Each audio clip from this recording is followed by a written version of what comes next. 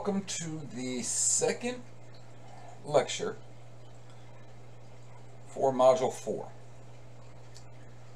Now in the second half of it, I'm going to deal with linked structures. And I'm going to do it using this Jupyter notebook. Once I get done with this video, I'll actually embed it within the notebook so you can access the notebook and have this lecture as long as you want it. You won't be tied to whatever the LMS canvas. So let's talk about linked lists. Now, up to this point, we tried to focus on an array. And even though the instance of an array that we've been dealing with from the publisher, or in our previous examples, was not a NumPy array, it was basically we were creating a list and calling it an array. Let's talk about the big difference between a list and an array. And it's kind of why I got so hung up on how they were going about things in the textbook that we used. And essentially, an array is contiguous memory.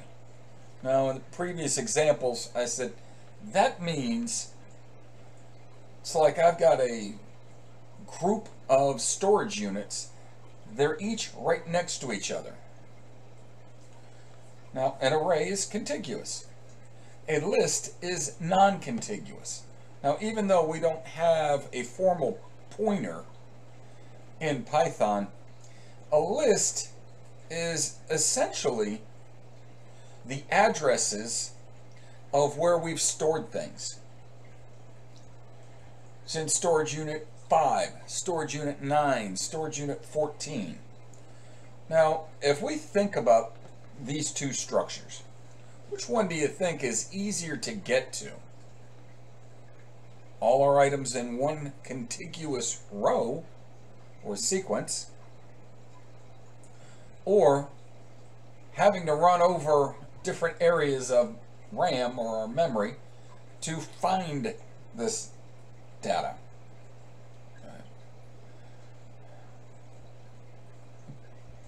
Another difference between a list and an array. An array is a single data type. Every item within that structure is the exact same data type. A list, I can put just about whatever data type I want in there. In each item, a variety of different data types, all within the same list. It can make managing and manipulating the data within the list very cumbersome. Now, this half of Module 4 is not about lists per se, it's about linked lists. We've dealt with lists in the past, and it's a linear structure.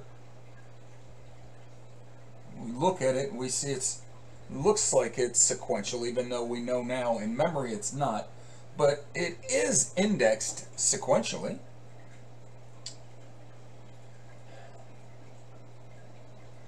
A linked list is sequential as well. So let's look at this graphic that we've got here. Here's a node. Here's a node. And here's a node. We have a total of 4 nodes. Now, we've got a head which sits out in front of the nodes that says, here's where you go find the first piece of data. So the head is where you go find the first thing. Now, I like to compare this structure conceptually to a scavenger hunt, in which you're given the location of the next item when you find your first item. So item 1, when you find it, it's going to tell you how to find item 2. When you find item 2, it's going to tell you how to find item 3. Item 3, that's the last one, so it's not going to tell you where to find anything. So there is no forward addressing associated with it. So if we look at it that way conceptually, each one is, in a roundabout way, independent of the other. They're all sitting out in their own space. They have a payload of data, and they have an address of another piece of data. Payload, address. Payload, address. Payload, no address, because there's nowhere else to go once we get to that last one. If we compare this to that scavenger hunt example that I brought into this, we have to go through this sequentially. I can't just go look for the last item, can I? Because the address of the last item, I have to get the third one to get the last one. I have to get the second one to get to the third one. I have to get to the first one to get to the second one. I've got to go to the head to find out where the first piece of data is. And the head is just the address of that first piece of data. So if we look at that, that's our linked structures. And they're linked by way of the address in memory. So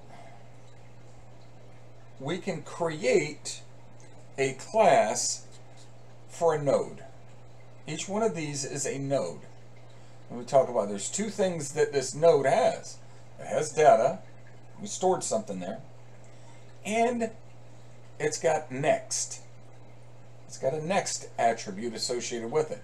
And that next attribute is the address of whatever follows it, if anything. And we see here in this last node, there is nothing next. Now, there's some advantages to this, there's some disadvantages to this.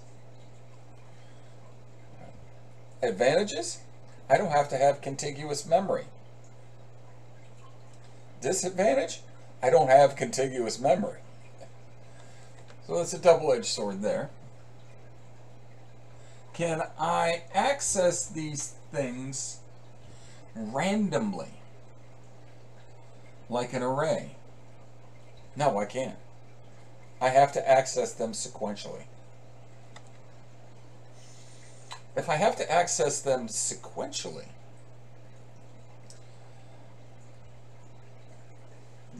and we think about this in the context of time complexity.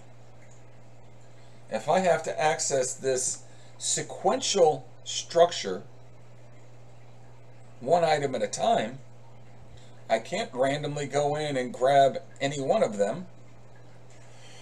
Ooh, there goes my time complexity to n.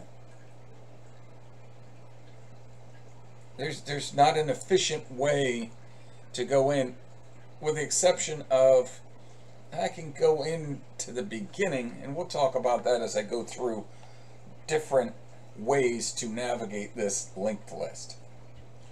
But let's leave it at, we've got an address of where the first piece of data is. That's our head. If the head points to A is the beginning of the sequence. If the head pointed to B would be the start of the sequence, C would be the second, D would be the third, A would have nothing pointing to it. Essentially, we would be deleting A from the structure. If I removed the address of where to find D from C, this one went away. Now, it went away in that I didn't have any way to get to it. We can't automatically assume that that space in memory now became open and available. That's another aspect we've got to deal with. So we've got two things we got to think about. One is we're pointing to a new node. This node is now off on its own, has nothing to point to it, but it's still taking up memory until such time as I vacate that memory, if you will. Okay. So this is a standard linked list comprised of nodes. Nodes have data, and they have next, which is the address to the next item. The most basic structure when it comes to a linked list is this example. Okay, so we've got two classes set up here. One is to create the nodes, and the other is to create the linked list structure.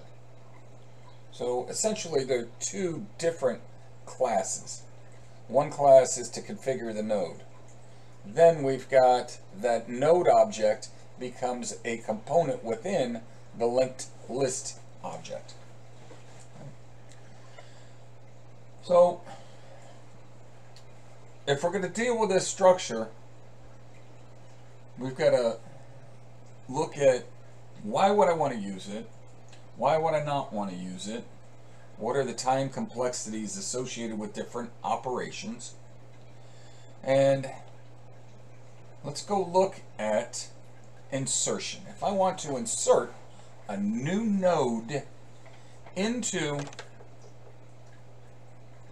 a linked list. So inserting a new node into an existing linked list or adding a new node to it takes more than one step. All right. So we've got to create the new node. We already have the existing linked list. It's got a head, an initial node, next that points to the next node, payload, and then there's nothing in this next. It has a null value because it doesn't have anywhere to point to. So now we have to find a way to insert this thing in there. And the best way that we can go about inserting it is we take the new node and we find out where we want to insert it. What do we want to put it in front of? Now we've already got this sequence. Node 1, node 2. I want this new node to go in between them. So essentially I'm going to put the address for node 2 in next. So now I have two things pointing to this node. Two separate distinct nodes to point to this one. The only thing I've got to do then is change the value in this first node's next. Instead of pointing to this one, we just point over here to this address. I said it's not just one step, there's multiple steps involved. It's not that complex logically. Create the new node, point the new node to whatever's going to follow it, and then whatever's in front of it, point it to our new node. And that's what we have here. Soon as that linkage exists, it has become a sequential linked list. Head points to the first node. The first node points to the next node. That node points to the next node. That node has nothing to point to. Okay? So logically, that's how we do the insert. I've got some code down at the bottom, and we'll walk through that when we get down there, but I want to talk about the concepts of how we're going to deal with these things logically. Should be okay with this. New node. What's it going in front of? If I had a new node and it wasn't going in front of anything, all I have to do is find out what's going to point to it, and we're done. This by default has a value of null. Boom. There we go. We're all done. Whatever goes in front of it, point to it. We tagged it right on the end. This one, we inserted it. What if I wanted to put this in the front? I wanted this to be the first node.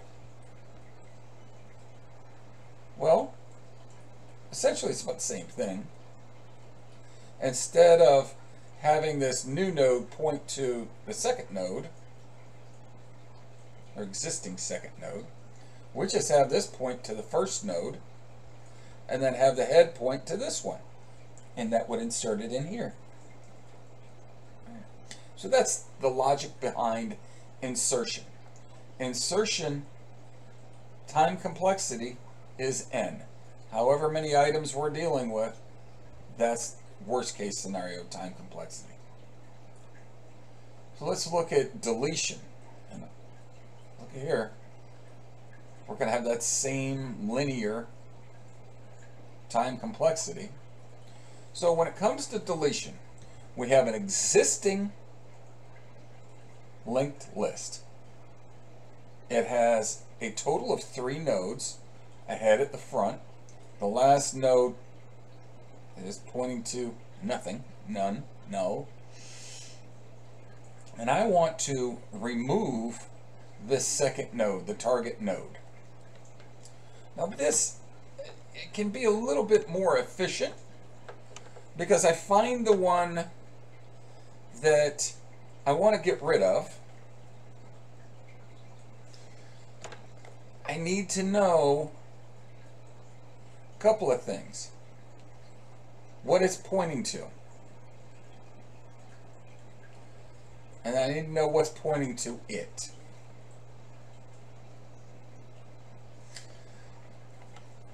So if I'm working through this, I'm looking for the data. I'm not looking necessarily for an index on this, but I'm looking for the data in here in the example I'm going to show you in the code. I'm going to walk through this until I find the data. And then once I find it, that's what I'm going to get rid of. So let's say arbitrarily the number 2's in here. Number 1's in here, and number 3 is in there. I want to get rid of what's in, I want to get number 2, I want to get it out of here. So I start reading in sequentially. I go to the head. What's in here? 1. Okay, let's take this address and we're going to save it in some temp placeholder. We're going to potentially need that. And we're going to go forward. Is this what we're looking for? Yes, it is. Okay. I've got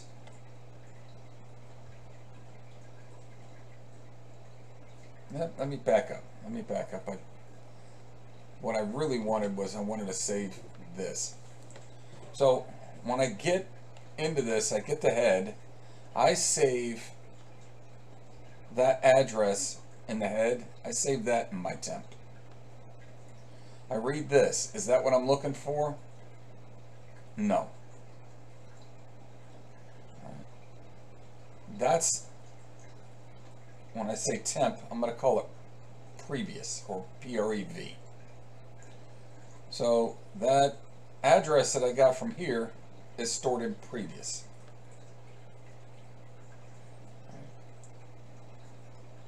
Next is going to be what's in next. Okay. So there's another piece of data I'm going to save. I've got previous and I've got next. I move forward, and this wasn't what I was looking for. Now I move forward. And I found it. And essentially what I'm going to do is I'm going to write what's in this next. I'm going to write that into my temporary storage of next. I'm going to go to previous. That's where I have, that's what I have stored in previous. So I come back over here, I get what's in next, I store it in here. I just got rid of this. And I'm just using a couple of temporary placeholders. So here's where I did it.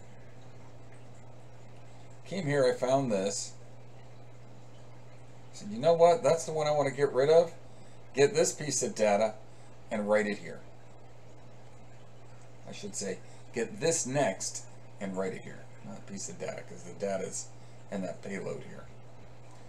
Once I've done that, this is no longer in the sequence.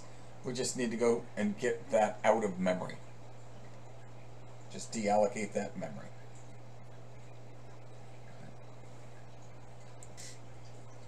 Now, we can insert something, front, anywhere in it, end. We can delete anything using that same or similar logic. Let me know what you want me to delete. I'll go find it and get rid of it.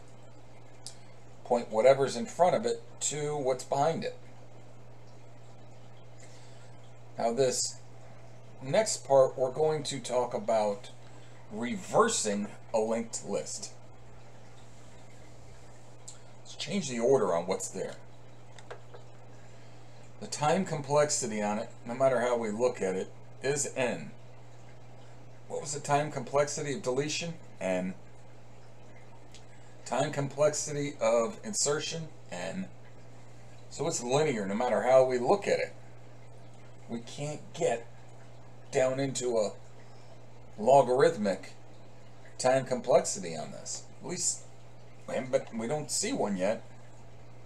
So there's different ways we can go about reversing it. Different algorithms or structures to manipulate this linked list to change what's in there. I can use an iterative method. I can use recursion, or I can use a stack, which brings in a different data type to do what we're doing, or data structure to reorganize this data structure. So essentially, we're just going to change pointers around. The head points to this one points to this one points to nothing. That's in a nutshell what it is. It's fairly complex in how it works.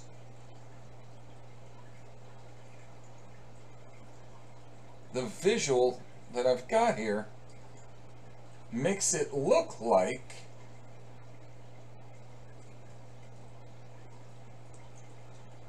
it's written backwards, but essentially it's the same thing. We could say here's the head, here's the first node, here's the second node, and it points to null. Now let's look at the code to go play with these things. And in the exercises, there's going to be a bunch of code in the exercises.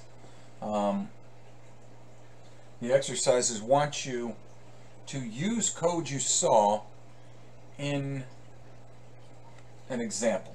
And the example is, first off, we have to have a node class. You can't create a linked list without a node class. So this node class has two attributes to it, data and next, so the payload and what's following it. And then we're going to create a linked list class that has a head which points to a node. So let's say we wanted to insert a new node at the head. When I did this init, all I've got is a head. I don't have any nodes beyond it. It's just a basic structure. If I want to have a node in my linked list, I have to insert it one by one. So let's insert a node at the head. Self is the object we've created. We've talked about that a few times now. New data is what do you want to put in this node that we're about to create. When I say insert at the head, essentially what that means is insert a node that the head is pointing to. So right here, I create an instance of a node, and I'm going to call it new node.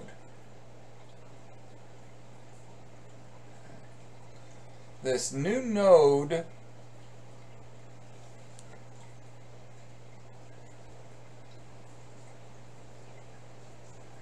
is essentially going to have to point to something, and currently,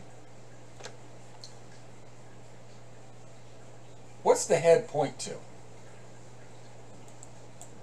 Right there. Nothing. So we say, all right, this new node, the next, is going to point to nothing. That's the address part of it, is what's stored in head is the address of the node that follows. Currently, there is no address. If there was, let's write it here. So let's assume, for this example, there's nothing after the head.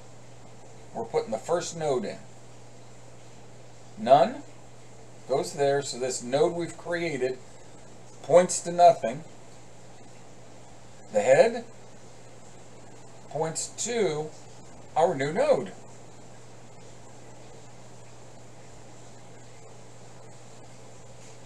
Okay, so that inserted a new first node right after the head. Well, what if there's one already there?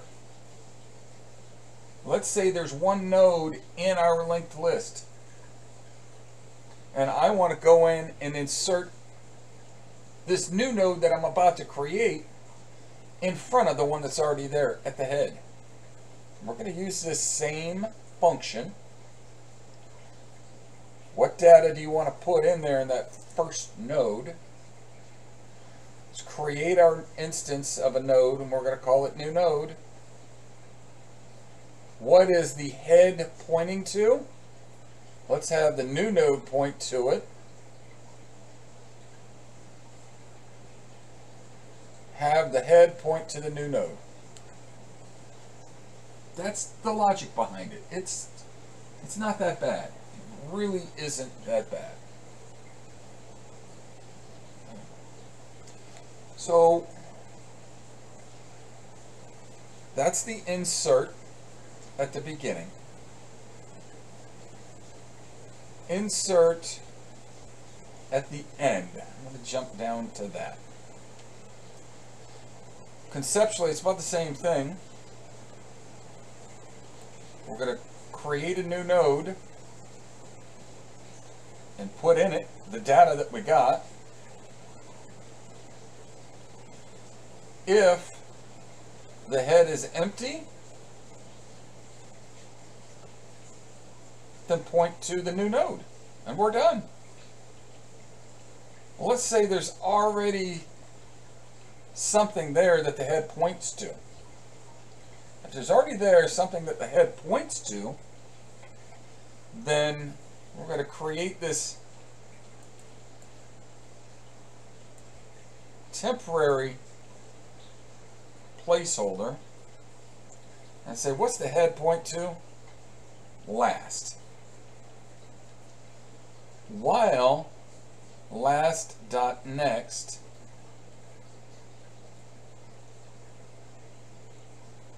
last.next is assigned to last. So essentially, we're going to walk our way through item by item by item. What's the head point to? The first one. Well, let's assume that's the last one for now, because I don't know if there's anything beyond it. Is there anything in the next associated with it? If there is, let's go get it and assign that to last.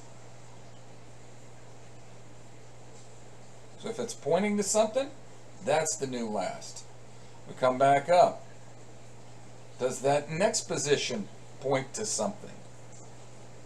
So we're going to keep doing this until such time as we find a node that has nothing in the next position. When I've done that, that one that has nothing will then point to our new node. That's it. Dropped it right at the end.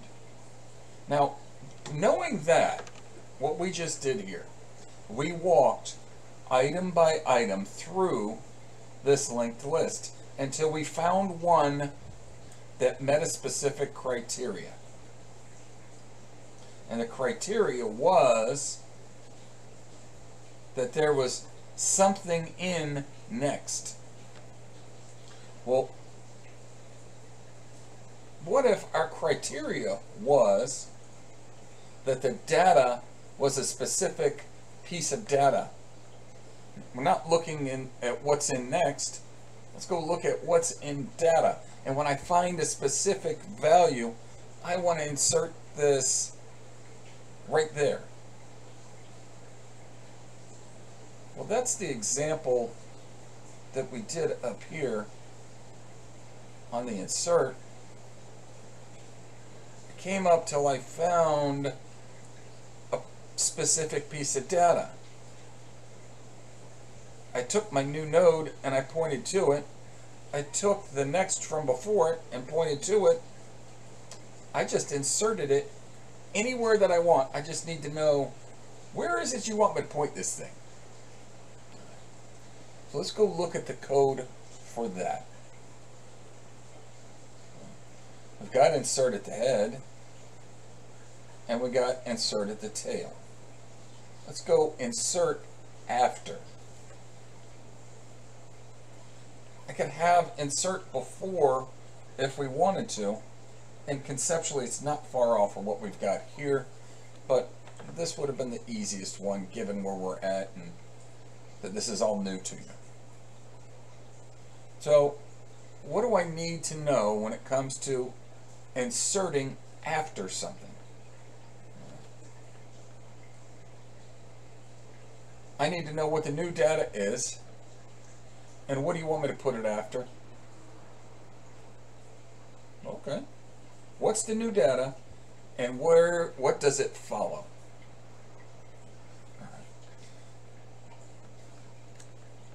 Self, we already know what that is. That comes in by default. That's our object we're dealing with. We've dealt with this line of code a number of times now. That's an instance of a new node that we put our data in. It currently doesn't have any next value in it. Now, I want to say if previous data is equivalent to self.head.data.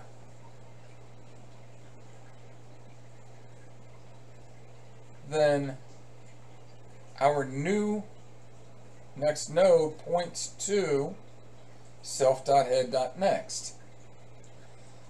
Essentially what's happening here is, do you want this thing stuck up at the beginning? Do you want this at the first position?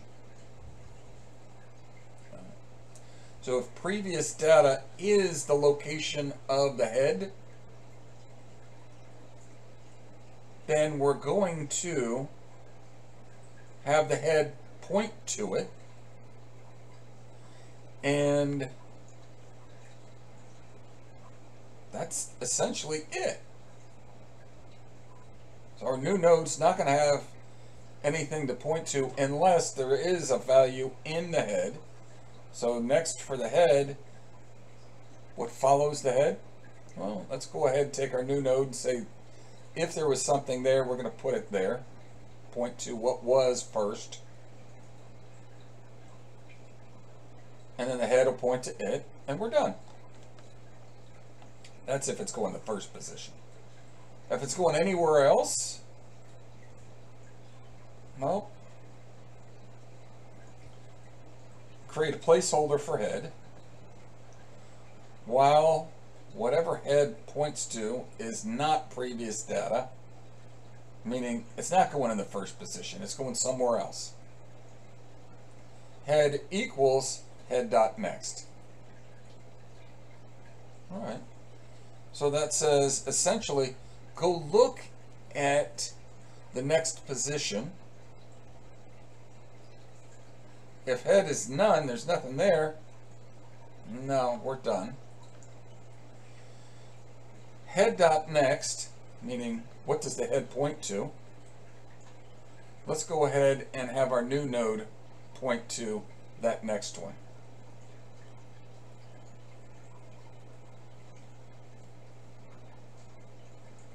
And head.next points to the new node.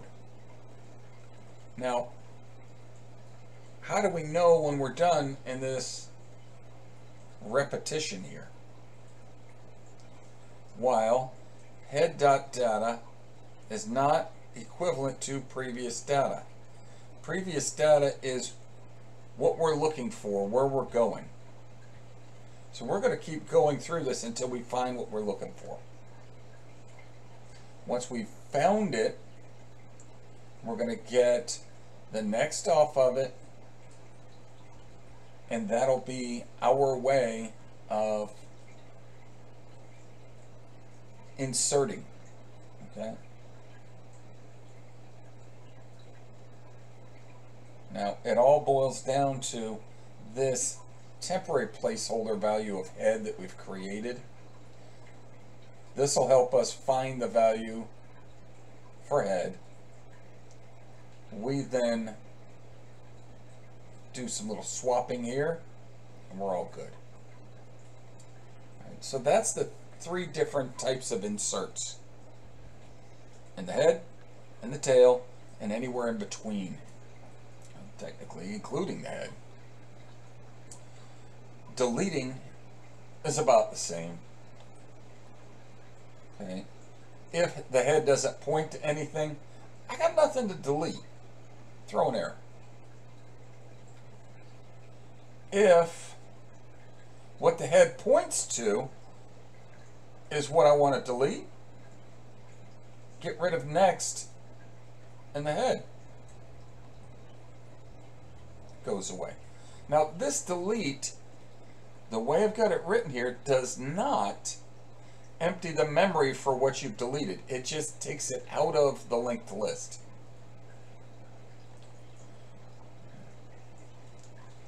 So let's go find the position of the first occurrence of the key. We're going to assume for this example it's only in there once, and that's the one we're going to swap out or get rid of. If it's in there multiple times, I could go through and call this until such time as it says, yeah, we're done. There's nothing there to find. All right. So for this one, current is what's in the head. While current, so as long as there's something in the head, or something in current, if current dot data, it's the data in the head, is the key, and we're done. We found what we're looking for.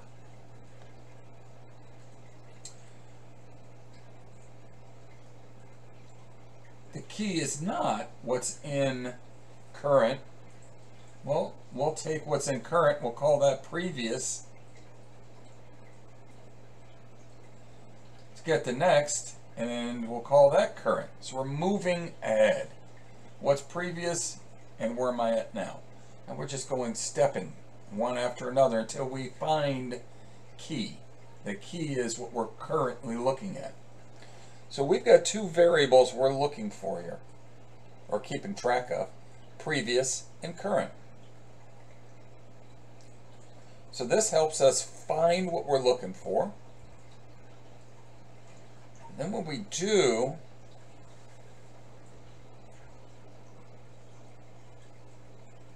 I write next into the current.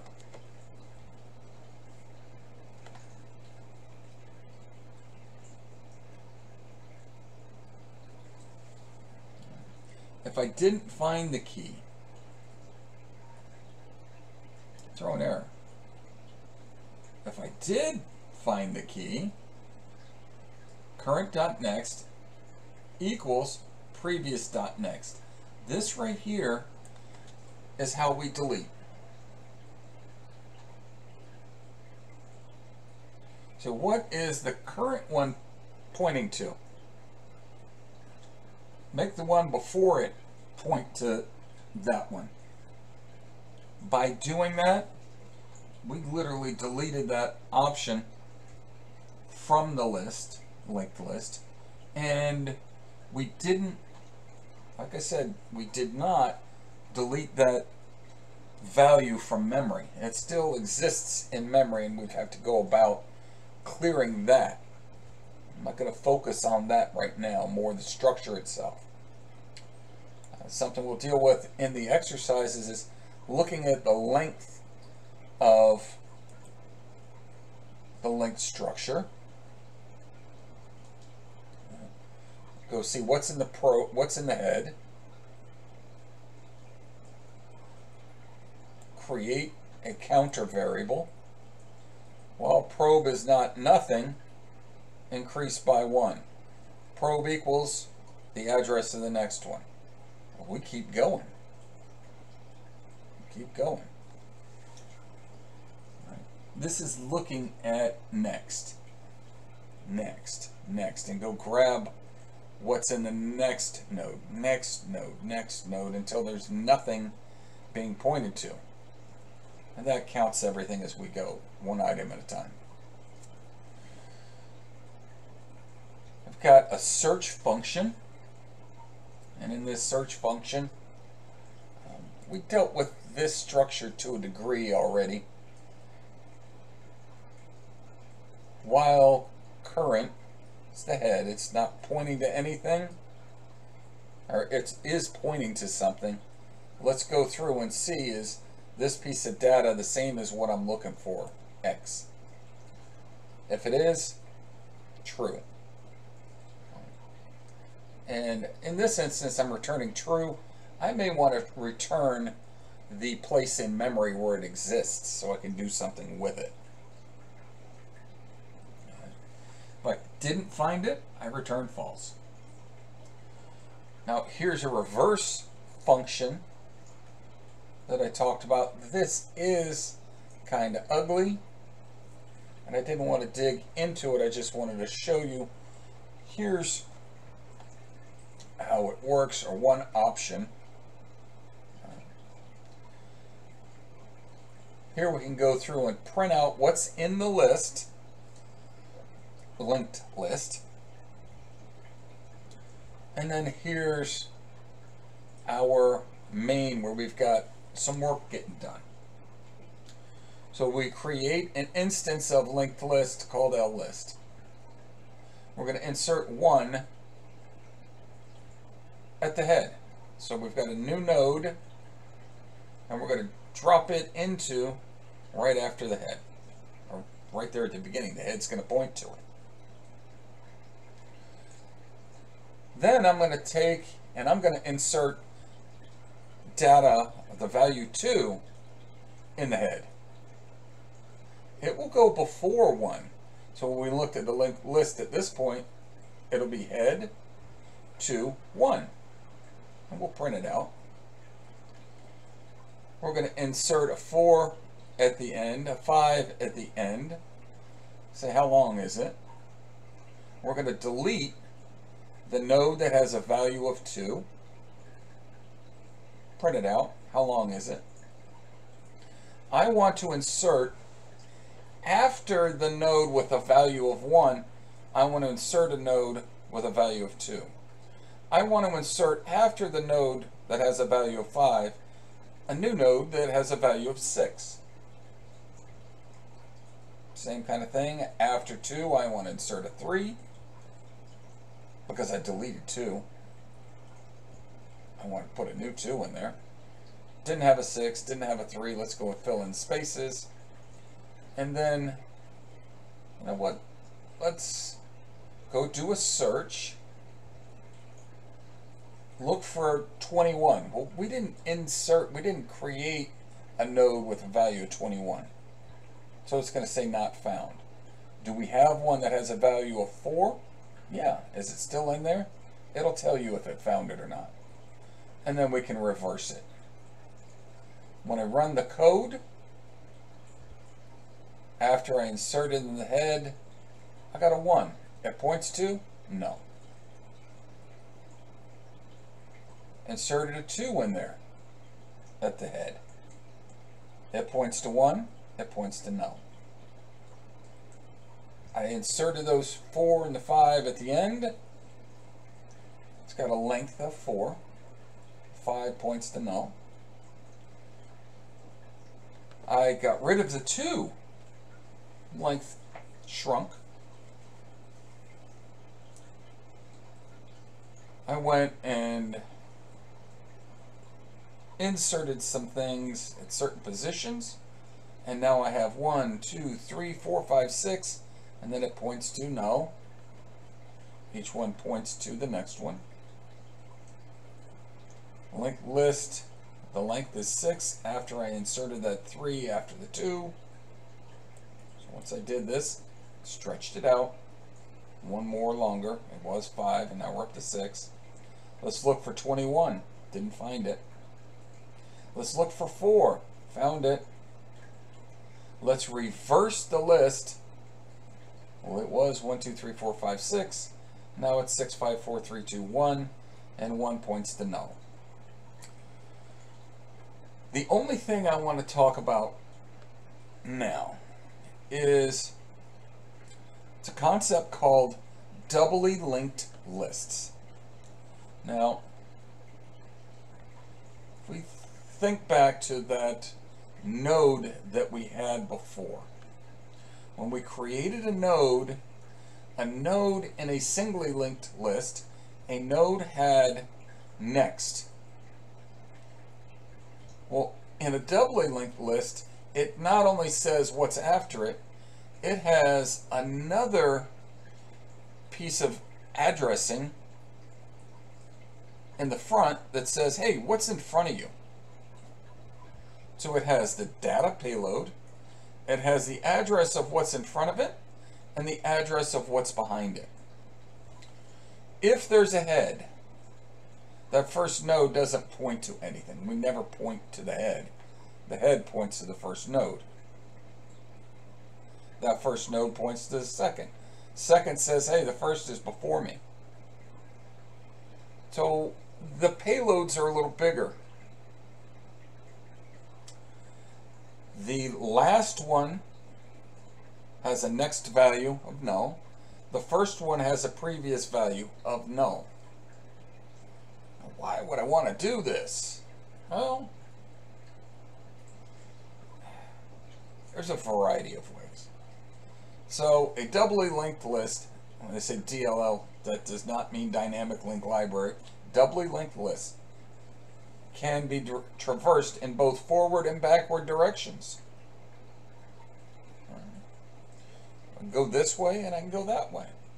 Work my way to the back, then work my way back to the front. The delete operation in doubly linked lists is more efficient. We can quickly insert a new node before a given node. And in a singularly linked list, to delete a node, a pointer to the previous node is needed. We don't have it unless we got it from the node before.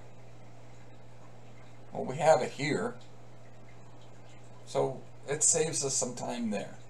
Disadvantages: every node requires an extra space for a previous pointer, so we've got a little bit more memory being tied up. It is possible to implement a doubly linked list with a single pointer, though. Now, I'm not including that in here. I've got to see this and this. We'll make that go away right now.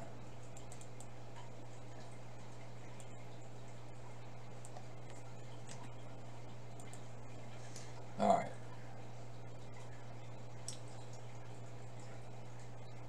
It takes a little more work to do what we've got to do if we've got a doubly linked list.